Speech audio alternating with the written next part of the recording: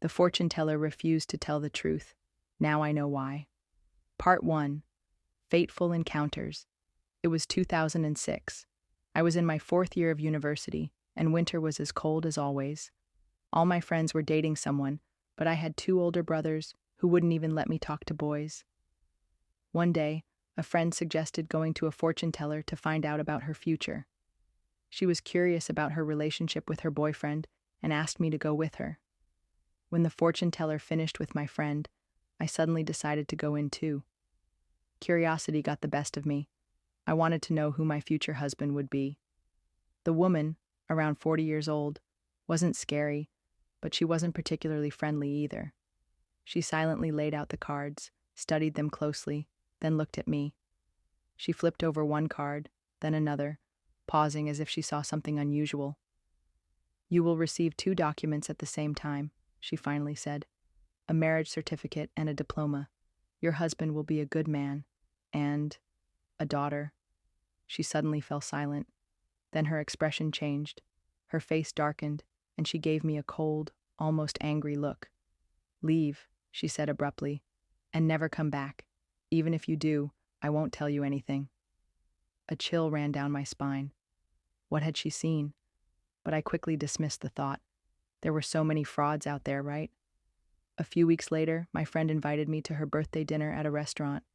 We were laughing, having fun, and just as we were about to leave, a tall, handsome guy approached me. He was drunk. He asked for my number, but I refused. If it's fate, we'll meet again, I thought. A month passed. During the holidays, we went to that same restaurant again. Just as we were leaving, there he was again. He walked up and asked my name. I was stunned. Did he not remember meeting me before? But he was drunk again. Good, I thought. Hopefully, he won't remember this time either. And this time, I gave him my number. He never called. Another month and a half went by. My friends and I were celebrating the end of exams at the same restaurant. And there he was again. Drunk. Again. And once again, he didn't remember me. When he asked for my number for the 3rd time, I stopped resisting. One thought kept running through my head, meeting the same person 3 times by chance. Was this fate? That night, I fell asleep with that thought. At 4 a.m., my phone rang. Half asleep, I didn't check the number before answering. "How are you?" a man's voice asked. "Fine," I mumbled. "Who is this?" When he said his name, I remembered. "Call me at noon. I have morning classes," I said, and hung up. I was sure he wouldn't remember calling. But he did. When he called again at noon, I invited him to meet me at my university during the break. It was always crowded, making it hard to find someone.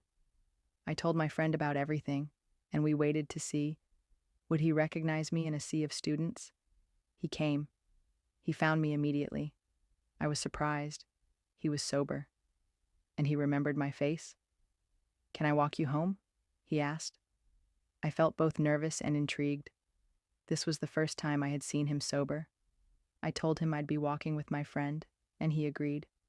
We walked slowly. He was mostly silent, occasionally nodding. Then my friend decided to stop by a store for some water, leaving us alone. That's when he finally spoke. "I'm 21 years old. I want to get married. And by 24, I want to have a child. I like you. I know your brother. And I'm sure I want to marry you. Will you?" I was in shock.